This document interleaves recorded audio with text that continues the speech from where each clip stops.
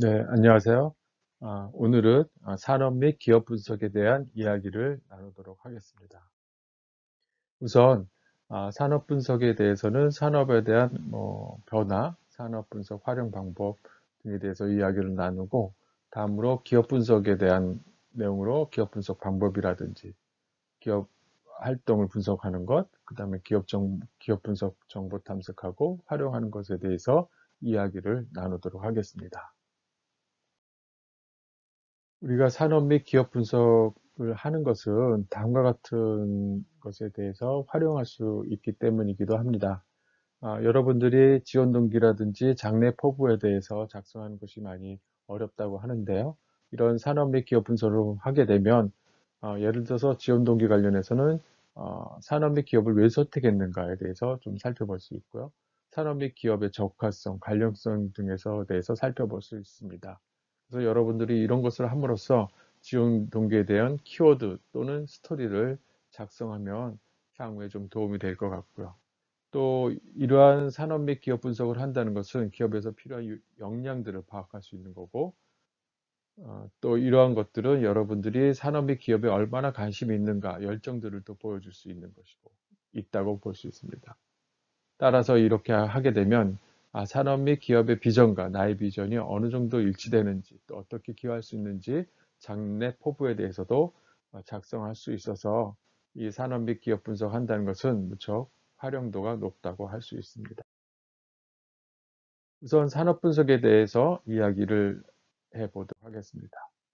산업 분석이라고 한다면 이렇게 볼 수 있겠습니다. 산업의 특성과 정막을 분석해서 그것들이 미치는 요인, 그 다음에 그러한 변화들이 산업에 대한 변화, 또 그것들이 개별 기업에 어떻게 영향을 미치는지를 살펴보는 것을 산업 분석이라고 할 수 있습니다.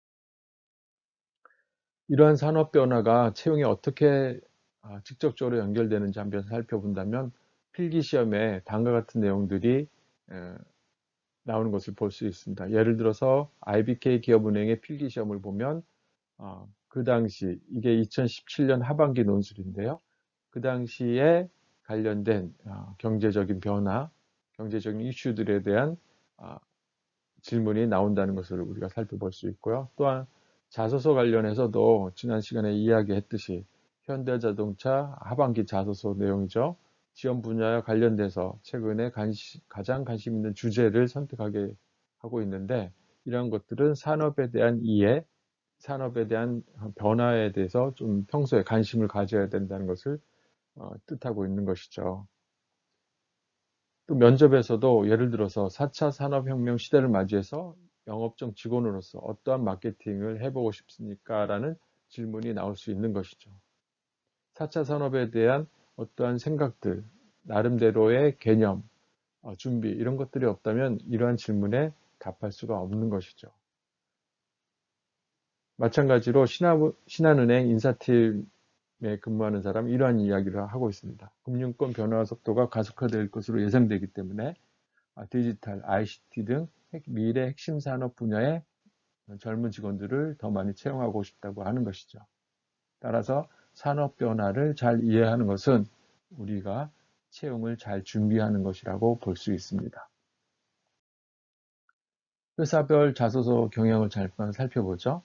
예를 들어서 LG 같은 경우는 회사 주력 상품과 산업 동향을 잘 파악한 뒤에 자소서를 작성하도록 요청하고 있습니다. 따라서 산업 분석을 잘하는 것은 필요하다고 볼 수 있습니다. 위의 그림 혹시 어딘지 아실 수 있을까요? 네. 여기는 위워크라는 회사가 제공하고 있는 장소입니다. 위워크는 글로벌 오픈 오피스를 제공하는 업체로서 서울에 지금 많이 있습니다. 뭐 강남이라든지 을지로라든지 서울역 주변에 있는데요. 많은 기업들이 자사의 오피스를 가지고 있지만 또 한편으로는 자사의 오피스를 가지고 있는 것은 관리라든지 여러 가지 부대 비용이 발생합니다. 따라서 그러한 비용을 절감할 수 있는 것이 위워크 같은 오픈 오피스를 사용한다는 것이죠. 이러한 변화가 있는데 예를 들어서 SK 같은 경우는 최근에 이러한 변화에 맞춰서 자리를 지정하지 않고 오픈 오피스 형태의 음, 오피스를 제공하는 것이죠. 그래서 팀장은 자리가 고정되어 있지만 직원들은 매일 아침에 자기가 선호하는 자리에 가서 앉도록 자리를 재배치하도록 한다는 것이죠. 이와 같이 기업도 이런 작은 것이지만 그런 변화를 하고 있다는 것을 볼 수 있고요. 혹시 별마당 도서관 들어보셨나요? 네, 아마 들어보신 분들 계실 텐데요. 이것은 코엑스에 있는데 코엑스에 보면 중앙 홀이 아주 비어 있었습니다. 근데 신세계에서 이 코엑스몰을 운영하면서 좀 더 많은 유동인구가 올 수 있게 하는 방법으로서 그 빈 공간을 도서관 형태로 만들었습니다. 그러다 보니까 누구나 자유스럽게 와서 여기서 책을 볼 수 있고 또 만남의 장소로 활용되기도 하고 하는 그러한 기능을 갖게 됐죠. 따라서 코엑스몰이 기존보다 많은 유동인구가 오게 되고 거기에 따라서 매출이라든지 이런 것들이 증가하게 됐다고 하는 것입니다. 기존의 생각을 바꾸고 변화시킴으로써 새로운 트렌드 또 새로운 변화를 이끌어주는 모습이라고 볼 수 있습니다. 제가 작년에 빅포럼이라는 세미나에 참가를 했었는데요. 판교에서 개최된 세미나로서 4차 산업혁명 관련된 세미나였었습니다. 그 당시에 수백 명의 사람들이 와서 세미나 내용을 경청하고 세미나에 대해서 이야기를 나눈 것을 보게 되었습니다. 또 최근에 제가 9월 달에 HR 트렌드 관련된 세미나를 참가했는데 각 기업의 HR 담당자들이 참가하는 세미나였습니다. 이렇듯이 기업은 많은 변화에 대해서 준비하고 이해하고 그 변화에 따라가려고 하고 있다는 것을 볼 수 있습니다. 혹시 서점에 가면 이러한 책이 진연되고 있는 것을 혹시 본 적이 있으신가요? 제 4차 산업혁명 관련된 책들이 무수히 나와 있다는 걸 볼 수 있죠. 이와 같이 변화를 준비하고 변화를 분석하는 것들을 우리가 볼 수 있는데요. 이와 같이 변화를 받아들이는 사람과 변화에 저항하는 사이에 상당한 양극화가 심화된다고 합니다. 이 산업 분석을 이해한다는 것은 이 변화의 트렌드를 이해한다는 것이고 여러분들도 이 변화에 적응하는 준비 이런 것들이 필요하지 않나 생각을 해봤습니다. 산업 분석 방법에 대해서 좀 이야기를 하고자 하는데요. 두 가지를 이야기하고자 합니다. 거시적 산업 환경 분석과 산업 수익성 분석에 대해서 이야기하겠습니다. 우선 거시적 산업 환경 분석은 패스트 분석 모델을 활용할 수 있는데 패스트라는 것은 영문 이니셜의 이니셜입니다. 우선 P는 political, 정치적 요인에 대한 변화를 분석하는 것이죠. 예를 들어서 최근에 남북 관계가 변화됨으로써 많은 변화가 일어나겠죠. 그러면 그러한 변화에 따라서 산업이 어떻게 변화될지, 예를 들어서 건축업이라든지 SOC 사업들의 또 변화가 있을 수 있겠죠. 이러한 변화를 분석하는 것이고요.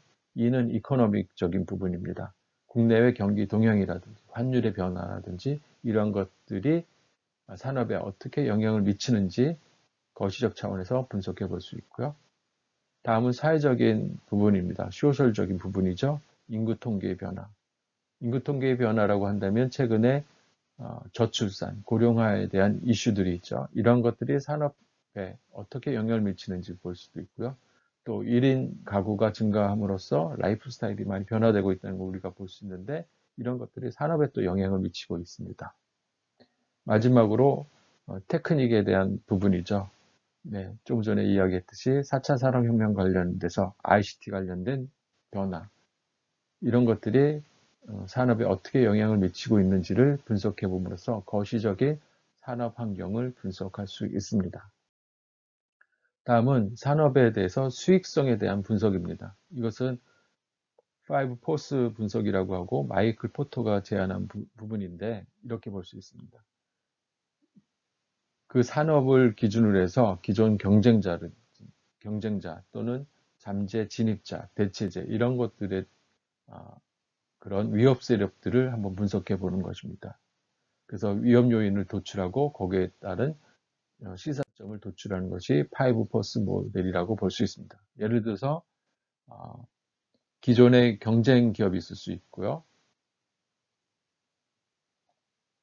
네, 경쟁 기업이 있을 수 있고, 그 다음에 대체재, 공급자, 구매자, 잠재 경쟁자 이렇게 살펴볼 수 있습니다. 네, 우리가 업종을 선택하게 되거나 업종에 대해서 이제 관심을 갖게 되는데요. 제가 학생들한테 가끔 물어보면 어느 업종을 생각하고 있습니까? 라고 묻는 금융업종이라고 합니다.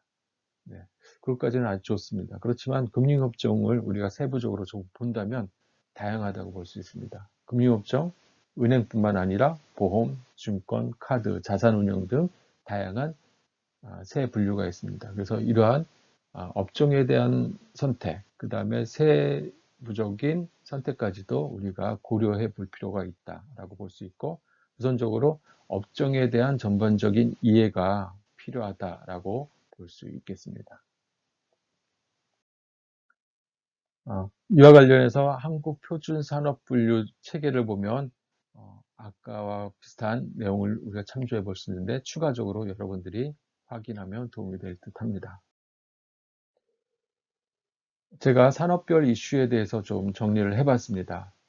일단 금융산업에는 이러한 이슈가 있을 수 있겠죠. 경제 현황 및 변화에 대한 이슈, 뭐 소득이라든지 금융에 대한 변화, 또 기술 변화, 핀테크라든지 뭐 빅데이터, 또 경쟁자 변화라고 하면 모바일로 인한 여러 가지 금융 서비스가 있죠. 또 전기, 전자, 반도체 관련해서는 당연히 기술적인 변화, 뭐 빅데이터라든지 IoT, 뭐 4차 산업혁명 관련된 변화가 있고, 또 이와 관련해서 인문학과 공학과의 융합의 이슈가 있습니다. 단순히 기술뿐만 아니라 인문학을 활용한 뭐 새로운 변화가 필요한 것이죠.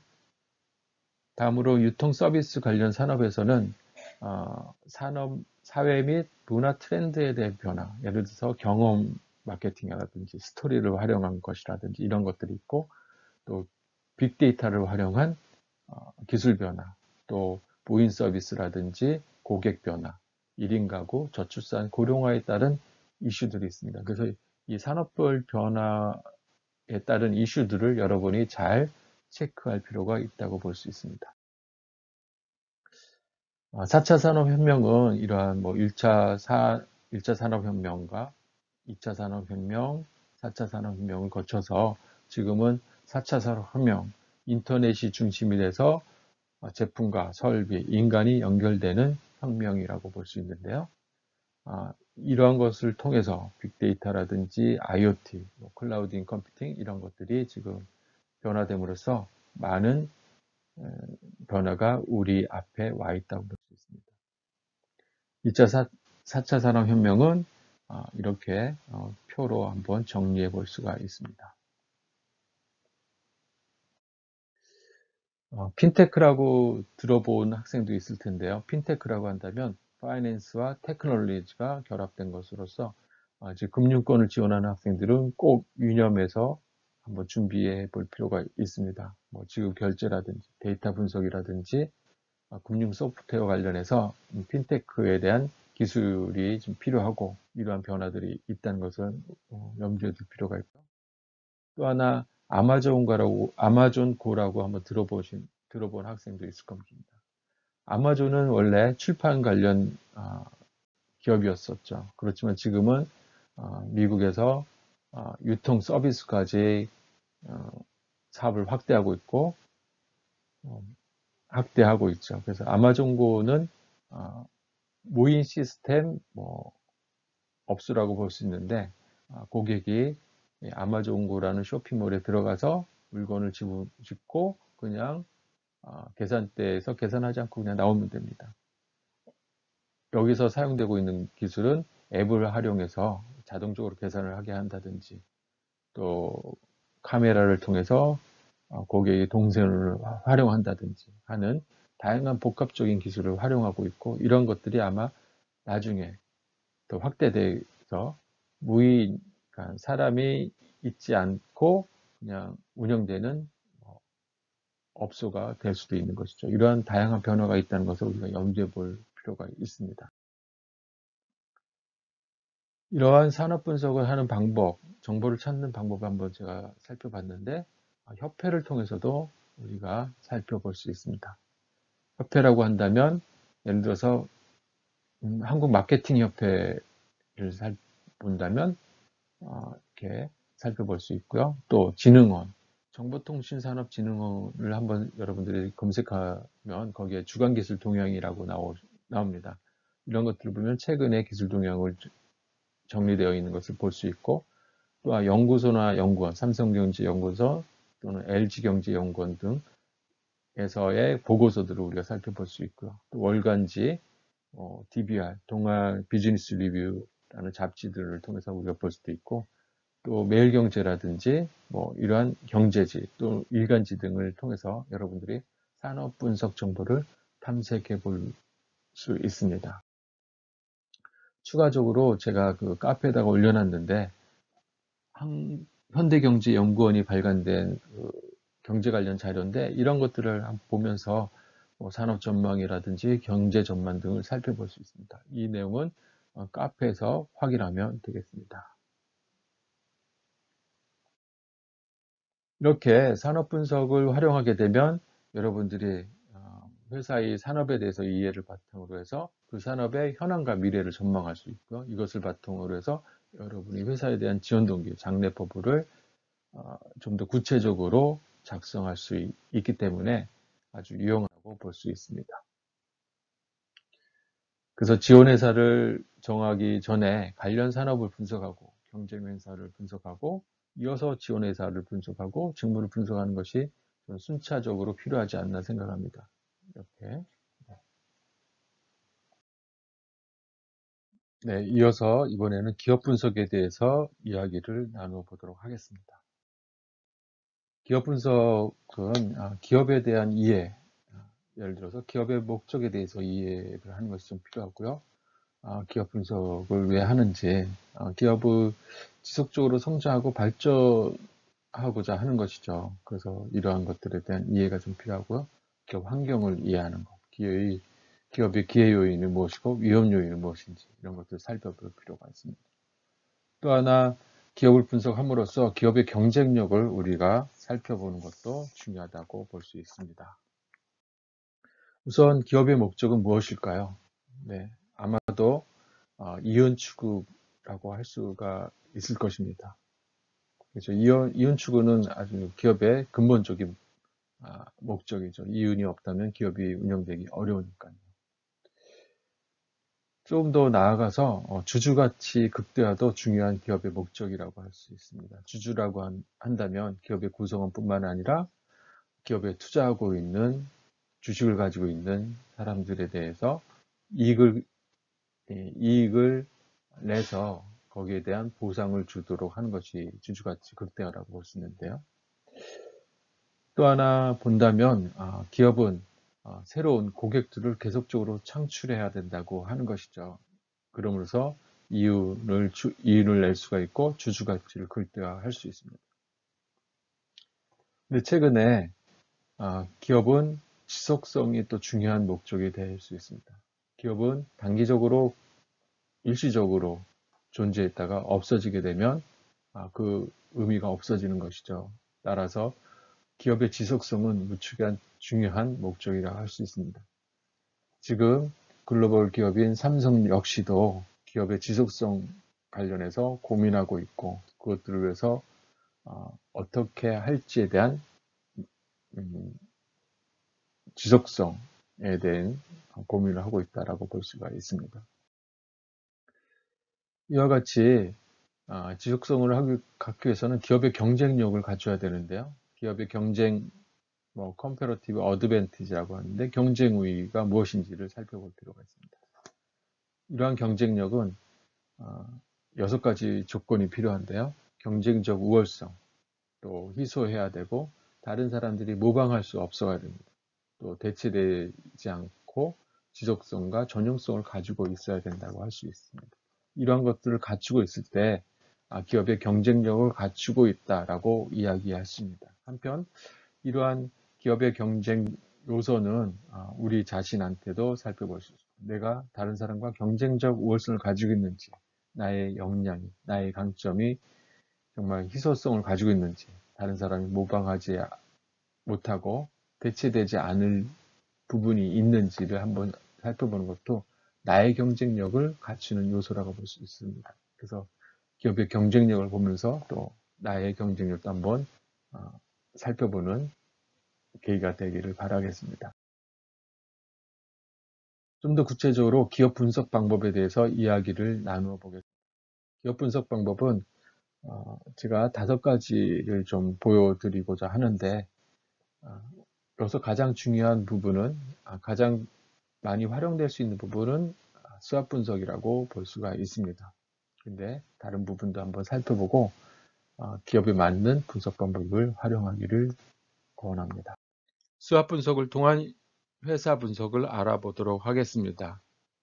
SWOT은 영문 이니셜로 되어 있는 것이며 우선 회사가 가지고 있는 강점이 무엇이고 약점이 무엇인지를 먼저 살펴보는 것입니다.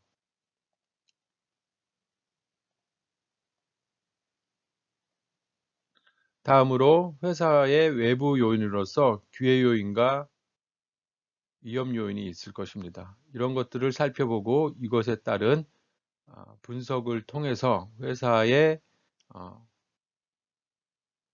분석을 하는 거라고 볼 수가 있겠습니다. 아주 기본적인 분석이지만 무척 파워풀한 분석 방법으로서 여러분이 활용하면 도움이 되리라고 생각됩니다.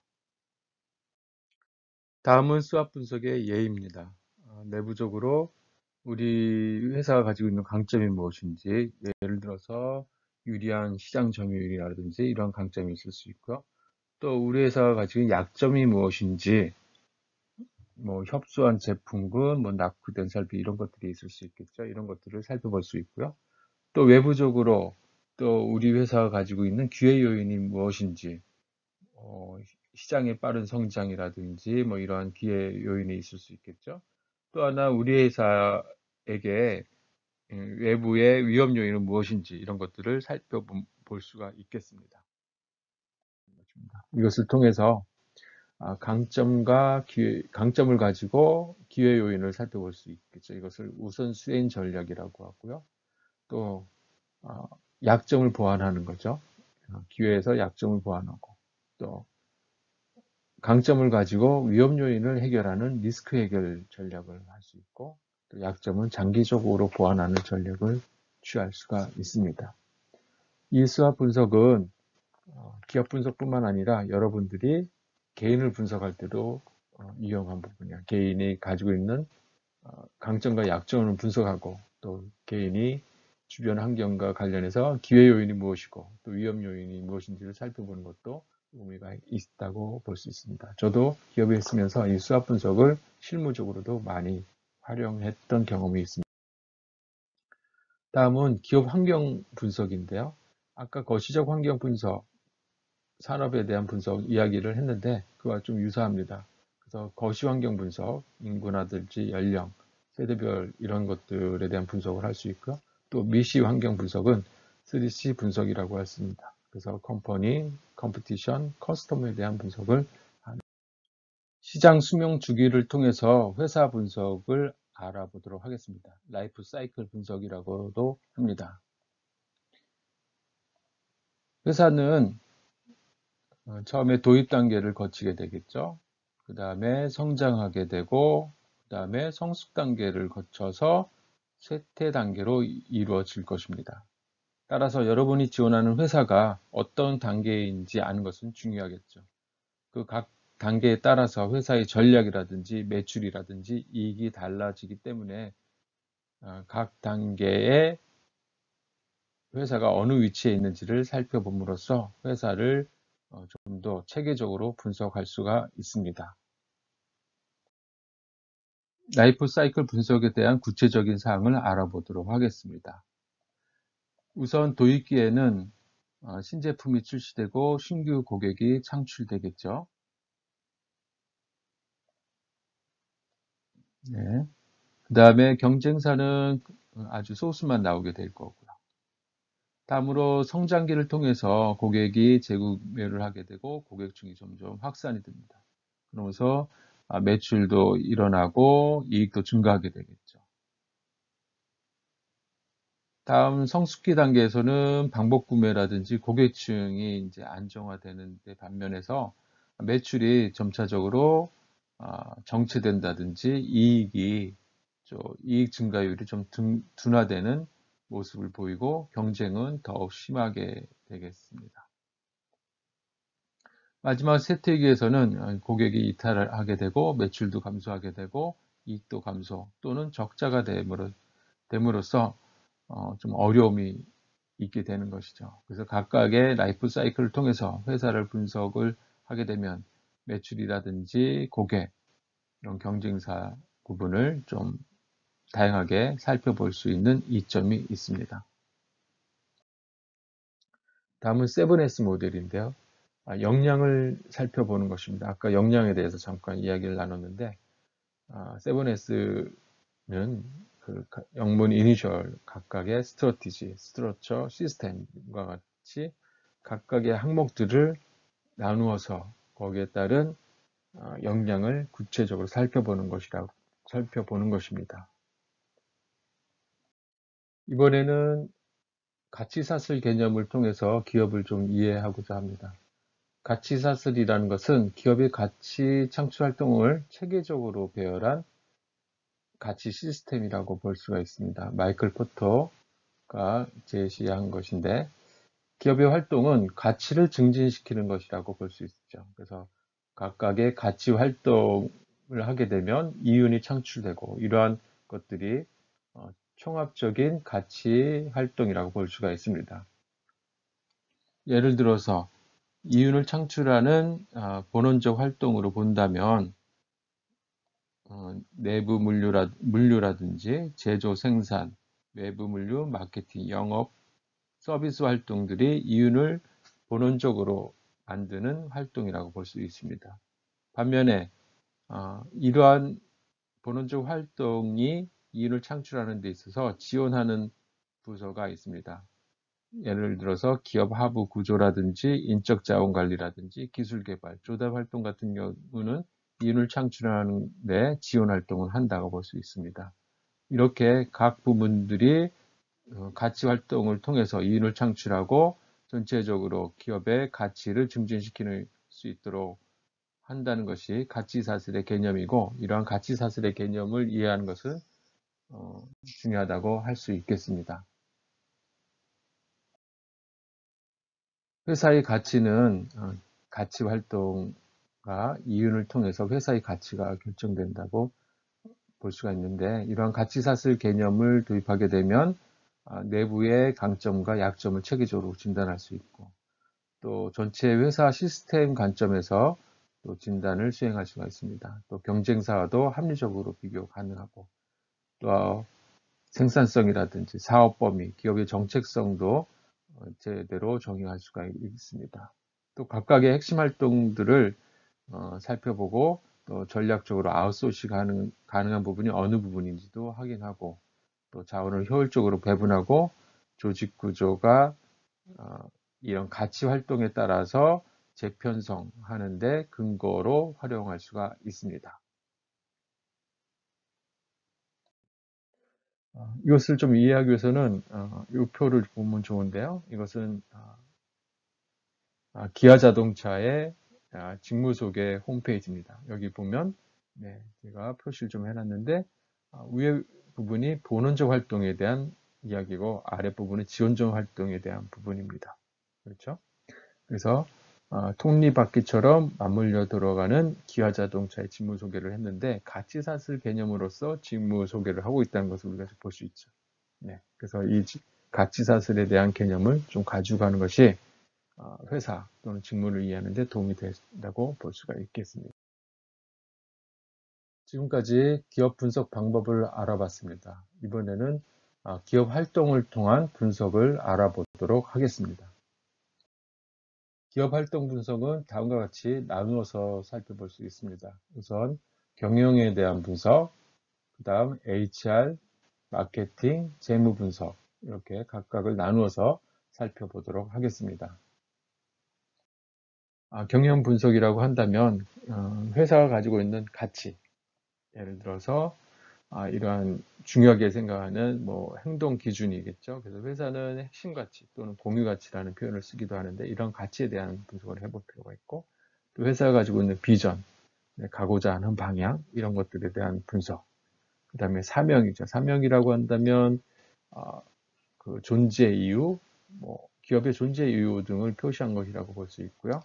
그 다음에 목표, 구체적인 그런 장기 비전이라든지 사명과 관련된 목표를 분석하고 또 이와 관련해서 실행하기 위한 구체적인 실행 과정에 대한 전략들을 분석해 보는 것이 경영 분석이라고 볼 수 있습니다. 비전이라고 한다면 이렇게 기업의 미래상을 제시하는 것이고요. 비전이 갖춰야 될 요소는 미래를 멀리 내다볼 수 있고 또 실현 불가능한 것이 아니라 실현 가능성이 있어야 되고 또 기업의 고유 정체성을 확립해주고 또 이 구성원들이 이러한 비전에 대해서 공감대를 형성할 수 있도록 해줘야 됩니다. 그래서 거의 모든 기업은 이러한 비전을 가지고 있는데 이러한 비전을 이해하는 것도 필요합니다. 따라서 제가 기말과제로 커리어 비전을 작성하도록 했는데 이 기업뿐만 아니라 개인도 이러한 커리어 비전을 가지는 거 필요하겠죠. 이것도 여러분들이 장래 포부와도 연결되고 있어서 기말과제를 작성할 때 이 커리어 비전을 작성하도록 한 이유도 이런 비전에 대한 이해를 좀 더 하기 위해서 했다라고 보시면 되고 나중에 한 번 더 설명할 기회를 갖도록 하겠습니다. 혹시 구글의 사명이 무엇인지 알고 계시나요? 네, 구글은 여기 구글의 목표라고 했는데 구글의 사명은 전 세계의 정보를 체계화해서 모두가 편리하게 이용할 수 있도록 하는 것이다 라고 구글 홈페이지에 나와 있습니다. 이와 같이 구글의 사명, 목표는 정보를 체계화하는 것이죠. 그래서 구글의 사업을 보면 정보를 어떻게 체계해야 하는지에 대한 여러 가지 사업들이 있습니다. 예를 들어서 미국의 도서관의 정보를 지금 다 체계화시키고 있다고 하죠. 네, 그와 같이 이런 사명에 따라서 기업의 비즈니스가 달라지는 것을 우리가 좀 볼 수 있고요. 삼성의 핵심 가치는 이와 같이 5가지가 있습니다. 네, 중요하게 생각하는 것이죠. 네, 또 모든 조직원이 공유하고 있는 것이고. 근데 이러한 핵심 가치가 최근에 정도 경영이 실은 추가되었다는 것을 볼 수 있는데 최근에 삼성의 이슈 또 그런 거 관련해서 정도 경영이라는 가치가 추가됐다는 것을 우리가 좀 볼 수 있습니다. 현대자동차의 핵심 가치를 잠깐 살펴볼까요? 도전적 실행, 소통과 협력, 글로벌 지향, 인재 존중 이러한 핵심 가치가 있죠. 네, 이런 것들이 구성원들의 의사결정, 행동을 하는데 기준이 된다는 것을 우리가 살펴볼 수 있고 이러한 핵심 가치를 볼 때 그냥 단순히 우리가 알고 있는 사전적 개념이 아니라 기업에서 왜 이러한 것들을 썼는지를 한번 살펴보고 그것이 나한테 어떤 의미로 다가올지에 대한 여러분들의 고민이 필요하지 않나 싶습니다. 네, 삼성의 인지상이라고 할까요? 그것을 잠깐 보면 삼성은 열정, 창의, 혁신, 인간 및 도덕성 이렇게 3가지 이야기를 하고 있습니다. 예를 들어서 삼성이 최근에 창의성 면접을 도입하고 있는데 이와 같은 것은 삼성의 인재상을 뽑기 위한 것이라고 볼 수 있는 거죠. 두 번째, 창의 혁신의 인재상을 뽑기 위해서는 창의성 면접이 필요했던 것이라고 볼 수가 있는 것이죠. 그래서 이런 인재상을 잘 이해할 필요도 있다고 볼 수 있습니다. 네, 이것은 LG의 인재상이고요. 네, KB금융은행 관계자는 인재상으로 은행은 결국 서비스업인 만큼 고객의 입장에서 먼저 생각할 수 있고 옆에서 같이 근무하는 동료들과 잘 어울릴 수 있는 인성이 좋은 인재인가를 기본적으로 본다고 합니다.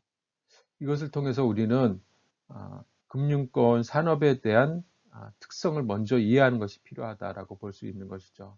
은행은 서비스업이고 고객의 입장에서 먼저 생각하는 것이 중요하다는 것을 우리가 살펴볼 수 있고 또 하나 이것을 통해서 인재상도 이러한 고객을 먼저 생각하고 또 같이 근무하는 동료들과 잘 어울릴 수 있는 인성이 좋은 인재인가를 먼저 본다는 것을 우리가 살펴볼 수 있습니다.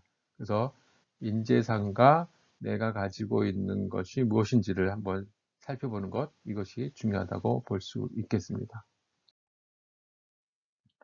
다음은 기업 조직 문화에 대한 분석이 좀 필요한데요. 조직 문화라고 하는 것은 어떤 행동 기본, 행동에 대한 기본 전제, 고유한 가치, 신념, 규범, 간섭, 행동들의 총체라고 볼 수 있는데, 기업이 어떤 조직 문화를 가지고 있는 것은 무척 중요하다고 볼 수 있습니다. 예를 들어서 기업이 가지고 있는 조직 문화와 내가 생각하는 조직 문화와 다르다면 그러한 조직 문화에 들어가서 일할 때 근무 만족도라든지 성과를 내기 무척 어려울 수가 있죠. 그래서 조직 문화에 대한 분석은 사전에 꼭 필요하다고 볼 수 있습니다. 이러한 조직 문화를 분석하는 방법은 아까 7S 모델과 유사한데요. 그것을 통해서 각각의 요소들을 한번 검토해 보는 겁니다. 예를 들어서 공유 가치, 리더십 스타일, 구성원, 이런 식으로 조직 문화를 분석해 볼 수가 있습니다. 다음으로는 지금까지 이제 경영과 인사 관련 측면에서 이제 좀 분석을 해봤고요. 이번에는 마케팅 측면에서 좀 분석해 볼 수가 있습니다. 우리가 마케팅 분석은 꼭 마케팅 직무를 수행하는 사람뿐만 아니라 회사의 구성원이라면 마케팅에 대한 기본적인 개념이 좀 필요한데요. 제가 마케팅 분석을 한 표로 한번 정리를 해봤습니다. 마케팅 분석은 마케팅 환경을 분석하고 시장 기회를 발견합니다. 거기에 따라서 세분화, 전략을 수립하고 구체적으로 마케팅 전략을 만들게 됩니다. 네. 이것이 이제 중요한 표라고 볼 수 있습니다. 환경을 분석하고 전략을 수립하고 세부적인 마케팅 전략을 수립하는 것, 이것을 라고 볼 수 있는데요. 3C 분석은 아까도 좀 잠깐 이야기했는데 자사를 분석하는 것이죠. 여기서는 마케팅 측면이지만 시장 점유율, 이런 것들, 품질, 판매율 이런 것들을 분석하고 경쟁사 분석도 하고요. 그 다음에 고객을 분석하는 것입니다. 여러분들이 회사를 분석할 때 이런 마케팅 측면에서 이러한 것들을 한번 분석해 볼 수도 있습니다. 또 하나 시장이라든지 소비자를 분석합니다. 시장을 세분화시키고 어떤 표적 시장을 가져갈지, 거기서 나는 어떤 포지션을 할지에 대한 분석을 해보는 것입니다. 또 소비자에 대한 분석, 소비자를 세분화시키고 표적 시장을 어떻게 할지, 연령대를 어떻게 할지, 또 포지션은 고가 전략을 쓸지, 중가 전략을 쓸지, 아니면 대중적 이미지로 갈 것인지, 여러 가지 그런 포지션 전략이 나올 수 있습니다. 이것은 개인한테 적용한다면 내가 어떤 회사로, 어떤 산업 분야로 세분화시키고 표적 시장은 어디로 할지, 인더스트리를 어디로 할지, 공기업을 할지, 또 사기업을 할지, 포지션은 내가 강점을 어디에 두고 갈지, 이렇게 또 개인 입장에서도 해볼 수 있기 때문에 시장 소비자 분석, STP 분석은 또 여러 가지 유용한 부분이 있다고 할 수 있습니다. 다음으로는 재무 분석입니다.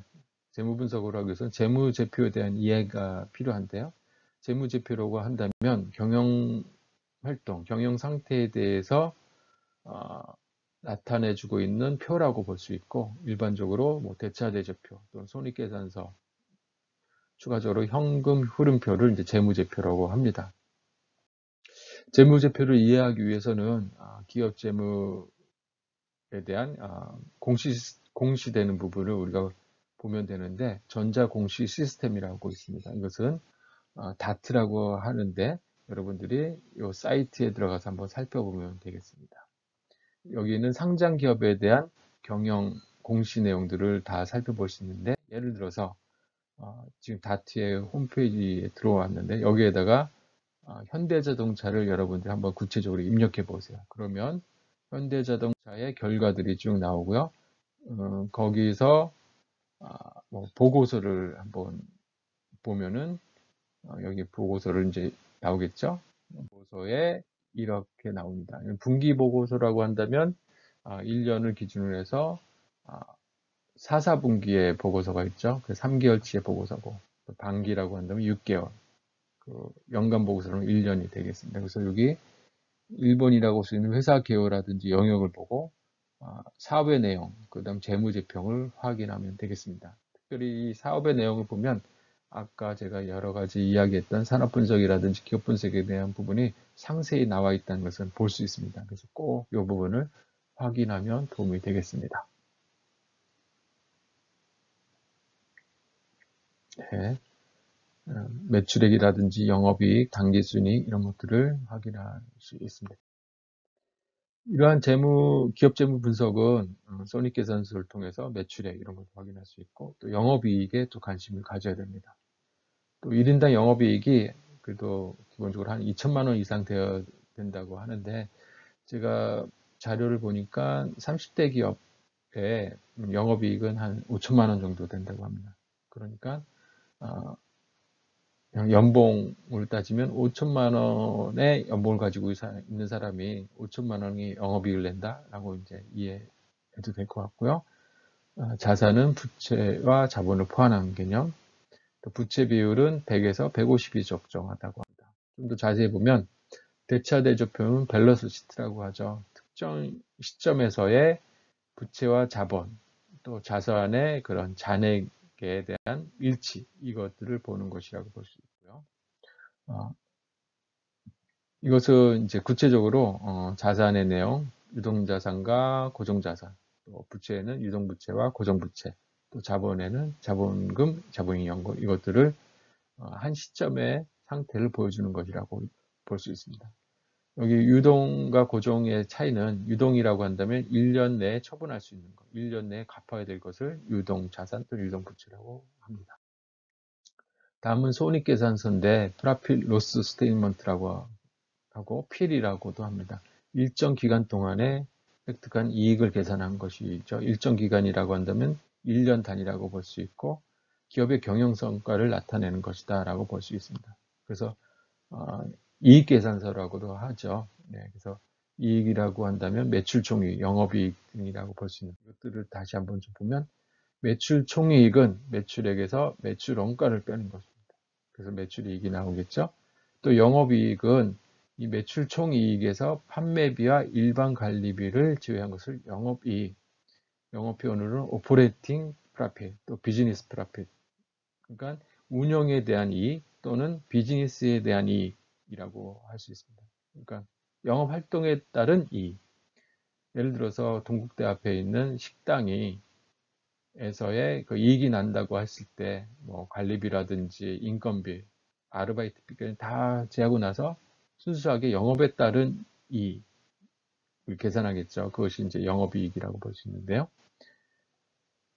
네, 그 다음에 영업의 수익은 이러한 그 영업이익에다가 영업의 활동에 따른 영업의 수익이라든지 영업의 비용을 계산하고 나서의 영업의 것을 영업수익이라고 하고 또 법인세 차감전 순이익은 특별이익이라든지 특별손실을 계산하고 나고 그 다음에 당기순이익은 모든 법인은 법인세를 내죠. 그 법인세를 빼고 나서 순수에 남는 것을 당기순이익이라고 합니다. 그래서 가장 중요한 부분은 영업이익이다라고 보면 되겠습니다. 네, 손익계산서의 모습인데요. 네, 단기와 정기에 대한 이야기가 있고 단기 매출 총이익, 영업이익, 영업매수익 이렇게 순차적으로 나와 있는 것을 여러분들이 손익계산서를 직접 확인하면 확인해 볼 수 있습니다. 영업이익률은 일반적으로 4.4% 정도 된다고 합니다. 2014년에 보면 기업 매출에 따른 영업이익률이 4.4%밖에 안 되는 것이죠. 이것은 1,000원을 팔았을 때 43원을 벌었다는 이야기입니다. 네, 생각보다 그렇게 많이 벌지 못한다는 것을 우리가 볼 수 있는데요. 예를 들어서 다른 뭐 삼성전자를 한번 잠깐 보죠. 삼성전자의 영업이익은 어떻게 되나요? 영업이익은 분기로 따지면 여기 나와 있죠. 네, 14조가 되네요. 네, 2018년 2분기 14조의 영업이익을 내고 있고 매출은 58조, 14조를 내니까 1년에 한 56조 정도의 영업이익을 낸다라고 볼 수가 있는 것이죠. 네, 그렇게 볼 수 있습니다. 또 하나 보면은 삼성전자가 1분기에 15조 정도 영업이익 냈고 SK하이닉스가 4조 정도 내고 있고 네. 그 영업이익 증가율을 좀 보여주고 있는데 네. 삼성전기, 호텔, 신라들이 영업이익 증가율은 좀 높게 나왔습니다. 또 영업이익 탑 22건을 보면 영업이익이 전체적으로 삼성전자와 SK하이닉스가 삼성전자가 53조, SK하이닉스가 13조 내고 있고요. 그 다음에 현대자동차는 4조 정도 내고 있다는 걸 볼 수 있고, 그 다음에 금융권에 KB금융이 4조, 하나금융은 2조. 금융권 비교하면 KB나 신한은행이 좀 더 영업이익을 많이 내고 있다는 걸 볼 수 있고, 또 영업이익률을 보면 SK하이닉스가 상당히 높다는 것을 좀 볼 수가 있습니다. 네, 삼성전자는 22%, 나머지 기업들은 한 10%, 그렇게 좀 미만이다라는 걸 좀 볼 수가 있습니다. 그래서 아까 영업이익률 한 4, 5% 정도 돼야 되지 않냐 이런 이야기를 했는데, 아무래도 대기업이고 하다 보니까 영업이익률은 좀 높게 나왔습니다. LG전자는 4% 정도밖에 나오지 않았죠. 네, 그렇게 좀 볼 수 있습니다. 30대 상장사 삼성전자, SK 빼면 5년간 영업이익은 1%대예요. 아까 보통 4%라고 했는데 그렇게 더 낮은 수치가 나왔어요. 그러니까 삼성전자와 SK 하이닉스를 제외하면은 1인당 영업이익도 그렇게 높지 않다. 5천만 원밖에 안 된다는 것을 볼 수 있고, 포함하면 1억 정도 되고 있고, 네, 그렇게 되어 있습니다. 1인당 매출액은 10억 정도 이렇게 나와 있지만, 삼성전자와 SK 하이닉스 포함했을 때였고요. 네, 이 자료를 보면 우리가 그 대기업들이 영업이익 1인당 매출액이 어떻게 나와 있는지 우리가 좀 확인해 볼 수가 있습니다. 그렇다면 그 영업이익을 단순히 분석하는 것뿐만 아니라 이 영업이익을 어떻게 늘리는가 이런 것들이 좀 여러분들이 차별화시킬 수 있는 부분이 아닌가 싶어요. 그럼 영업이익을 어떻게 늘릴 수 있을까요? 네. 우리가 공식을 한번 다시 보면 영업이익은 매출액에서 매출원가, 판매비와 일반관리비를 빼는 것이라고 했죠. 네. 그렇다면 영업이익을 늘리는 방법은 매출액을 늘리는 방법입니다. 매출액을 늘리기 위해서 새로운 제품을 만든다든지, 신기술을 도입한다든지 알 수가 있겠죠. 또 매출원가를 줄이는 것은 생산 관리라든지 아니면은 기술 도입을 해서 또 원가를 줄일 수도 있고요. 또 판매비와 일반 관리비, 관리부서에서 또 할 수 있는 것이죠. 그래서 이런 영업이익을 어떻게 늘릴 수 있는가를 회사에 제안을 할 수도 있고요. 이런 것들에 여러분들이 가지고 있는, 여러분이 지원하고자 하는 직무에서 영업이익을 늘릴 수 있는 방법을 제안한다면 좀 더 효과적으로 여러분들이 직무를 어필할 수 있지 않을까 싶습니다. 괜찮나요? 네, 좋습니다. 구체적으로 재무 분석 사례를 좀 보겠는데, 신도리코와 캐논코리아 비즈니스 솔루션 어떤 기업이 더 재무적으로 좋을까요? 네, 좀 판단이 좀 쉽지 않죠? 네, 볼까요? 신도리코는 매출이 4,500억, 4,800억, 캐논은 5,800억의 매출을 올렸습니다. 그런데 순이익은 어떻습니까? 신도리코가 좀 더 많네요. 네.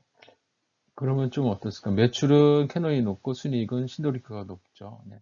이거는 봐서도 좀 보기가 좀 어려운데 이 재무 분석할 땐 하나 추가해야 될 것이 1인당 비용입니다. 그래서 전체 인원을 고려해 보니까 신도리코가 좀 적다는 것을 우리가 볼 수 있습니다. 따라서 1인당 비용을 하게 되면 1인당 매출은 신도리코가 높다는 걸 볼 수 있고 1인당 순이익도 신도리코가 높다는 걸 볼 수 있습니다. 그래서 매출과 순이익을 차원에서 본다면 신도리코가 좀 더 우위에 있다는 것을 볼 수 있는 것이죠. 그래서 재무 분석은 회계연도, 그러니까 재무 추이를 좀 보는 것이 하나 필요하고 또 하나는 1인당 매출까지 본다면 좀 더 비교해서 우리가 볼 수 있다는 것을 좀 볼 수 있습니다. 이어서 기업 분석 정보 탐색 방법에 대해서 좀 살펴보고자 합니다. 기업 정보 탐색은 이렇게 보통 일반적으로 우리가 기업 홈페이지를 통해서 이제 탐색하게 하게 되는데 아까 우리가 이야기했듯이 기업 환경을 분석하는 것이 좀 더 추가적으로 필요하고요. 또 하나는 기업을 심층적으로 분석하는 것입니다. 이런 것들을 해야지 완벽한 기업 탐색 및 분석이 된다라고 좀 할 수 있습니다. 기업 분석을 위한 정보 탐색 방법으로는 아까 산업 분석이라든지 기업 분석을 했는데 이것도 한번 리스트를 한번 만들어 보세요. 그래서 타깃 기업을 선정하고 이것은 아까 마케팅에서 제가 이야기한 것이죠. 거기서 이제 타깃 기업이 선정되면 이러한 나머지 세부적인 것들을 조사하면 되겠습니다. 구체적으로 보죠. 기업 홈페이지를 탐색하는 것입니다. 저는 기업 홈페이지를 A에서부터 Z까지 모두 다 탐색하라고 이야기하는데요. 예를 들어서 CEO 인사말을 보면 그냥 CEO 인사말로 그냥 그치지 말고 CEO의 인사말을 한번 구체적으로 보세요. 그럼 거기에 주요 키워드가 있을 것입니다. 그런 것들을 보고 자소서라든지 면접 때 활용해 볼 수도 있는 것이죠. 따라서 기업 홈페이지를 구체적으로 살펴볼 수 있고 또 기업이 운영되고 있는 블로그라든지 이런 것들도 한번 구체적으로 살펴보는 것이 중요합니다. 추가적으로 지속가능 경영 보고서라고 기업이 발간되는 것이 있습니다. 이런 것들을 보면 회사의 그러한 지속 가능성을 위해서 회사가 어떤 노력을 했고 어떤 결과치를 얻었는지를 볼 수가 있습니다. 회사의 목적 중에 하나가 지속 가능성이라고 했죠. 그래서 이런 지속 가능 경영 보고서를 살펴보면 좋은데 제가 자료를 올려놨으니까 한번 확인해 보면 좋을 것 같습니다. 네, 또 하나 직접 방문해 보는 것입니다. 제가 우리 학교에 이런 현대글로비스가 신입사원 채용하면서 본사 방문 그 초청 행사를 했습니다. 그러면 이러한 데 한번 가가지고 직접 실무자도 만나보고 의문점이 있으면 질문도 해보고 하는 것이죠. 또 하나는 혹시 편의점이라든지 이런 쪽에 지원을 한다 그러면 편의점을 직접 방문해 본다든지 매장을 직접 방문해서 한번 경쟁사라든지 제품에 대한 서비스 판매 어떻게 되는지 한번 살펴보는 거 이런 것도 필요하다고 볼 수 있습니다. 또 기회가 된다면 실무자랑 미팅을 하는 것입니다. 좀 전에 우리가 배웠던 산업 분석이라든지 기업 분석에 대해서 여러분이 가지고 있는 의문 이런 것들을 질문을 해보고 실무자의 이야기를 들어봄으로써 구체적인 상황을 알 수가 있는 것이죠. 또한 이렇게 실무자 미팅한 것을 자소서라든지 면접 때 또 이야기 나눔으로써 여러분이 얼마나 준비를 열심히 했는지 또 여러분들이 분석을 어떻게 했는지를 또 보여줌으로써 여러분이 다른 사람과 차별화될 수 있다고 볼 수 있습니다. 또 다른 측면에서 시장 조사를 하는 겁니다. 마케팅에서는 이제 이런 시장 조사를 많이 하게 되는데 마케팅 조사 방법을 활용하는 것이죠. 여러분들이 설문조사라든지 패널 조사 이렇게 할 수는 없지만 이런 기법들을 좀 추가해 볼 수 있겠죠. 면접 조사 방법을 한다든지 포커스 그룹 인터뷰를 한번 해본다든지 이렇게까지 한다면 좀 더 여러분들이 그 기업의 시장을 이해하고 여러분들이 준비한 것들을 좀 더 잘 보여주게 되지 않을까 싶습니다. 이렇게 기업 분석은 한 번에서 끝인 것이 아니라 지속적으로 계속적인 변화에 대응하고 변화를 이해하고 트렌드와 정보들을 습득하는 것이 필요하다라고 우리가 이야기할 수 있습니다. 또 워크넷에 보면 이러한 기업 정보들을 찾아볼 수 있는데요. 이런 것들 찾아보시고 또 된다면 이런 기업 분석에 대한 체크리스트를 만들어 보는 것입니다. 이렇게 표를 만들어서 여러분들이 한번 기업을 체크리스트 표에 작성하면서 이제 작성해 볼 수가 있습니다. 이것도 마찬가지로 제가 자료를 취업 역량이라는 그런 카페에다가 지금 올려놨으니까 이 카페에서 이런 자료를 다운받아서 한번 확인해보고 또 여러분이 필요하다면 수정해서 여러분 나름대로의 기업 분석 방법을 활용하면 좋겠습니다. 또 기업 분석 사례를 제가 구체적으로 지금 보여주고 싶은데 여기서는 지금 구체적으로 보여주기 좀 어려운데요. 이러한 것들도 여러분들이 별점 자료를 확인하면 현대자동차, 삼성전자, LG 디스플레이, SKT 관련된 우리 학교 여러분의 선배들이 작성된 자료를 참조해 볼 수 있는데요. 그것들을 한번 참조해 보면서 기업 분석을 한번 어떻게 하는지, 어떻게 했는지를 한번 살펴보는 것도 도움이 되리라고 생각합니다. 이렇게 기업 분석을 활용하게 되면 자기소개서나 면접 때도 물론 잘 활용할 수 있고요. 중요한 것은 두 가지를 좀 이야기하고 있습니다. 이 적합성이라고 하는 것이죠. 본인이 회사에 어느 정도 적합한지, 회사에서 요구하는 역량이 무엇인지, 회사의 본인의 역량과 직무에서 요구하는 역량과 어느 정도 적합한지를 여러분들이 좀 이야기할 수 있고 또 찾아볼 수 있고 또 이러한 기업 분석을 통해서 나만의 그런 차별화를 가져갈 수 있습니다. 다른 사람들이 이야기하지 못한 것. 여러분의 경쟁자인 사람과 차별화될 수 있는 포인트를 찾아볼 수 있다는 것이죠. 네, 그것이 여러분들이 채용 면접이라든지 채용에 있어서 중요한 포인트가 되지 않을까 싶습니다. 그래서 제가 처음에 질문했던 지원 동기라든지 역량, 열정, 장래 포부 관련해서 이러한 산업 및 기업 분석을 하게 되면 잘 활용할 수 있겠다. 그래서 여러분들이 이 키워드라든지 관련해서 스토리를 나름대로 정리 한번 해보세요. 그러면 이런 것들을 잘 이야기할 수 있고 여러분이 또 이런 준비한 것들을 역량을 또 열정을 보여줄 수 있고 이런 것들을 함으로써 여러분의 성공 취업에 한 발짝 더 다가가지 않을까 싶습니다. 결론적으로 여러분이 적합한 회사를 찾는 것이고 여러분의 직무도 더 적합해야 되고 또 회사도 그러한 적합한 인물을 찾는 것이라고 볼 수 있기 때문에 이 적합성이 무척 중요하다고 볼 수가 있습니다. 제가 처음에 이야기한 채용의 두 가지 키워드 있죠. 직무 적합성과 진정성. 그래서 직무 적합성과 진정성을 다 찾아갈 수 있는 방법 중에 하나가 산업 분석과 기업 분석을 제대로 하는 것이다라고 말씀드릴 수 있습니다. 네. 오늘 내용은 이 취업 실전 전략의 내용을 보면 여기서 좀 참조해 볼 수 있으니까 기회 되면 한번 참조하시길 바라겠습니다. 오늘은 이클래스 동영상 강의를 통해서 진행됐는데 혹시 궁금한 사항은 카페라든지 나중 다음 시간 수업 시간에 궁금한 것을 이야기해 주길 바라겠습니다. 오늘 수고 많았습니다. 그러면 여기서 마치도록 하겠습니다. 감사합니다.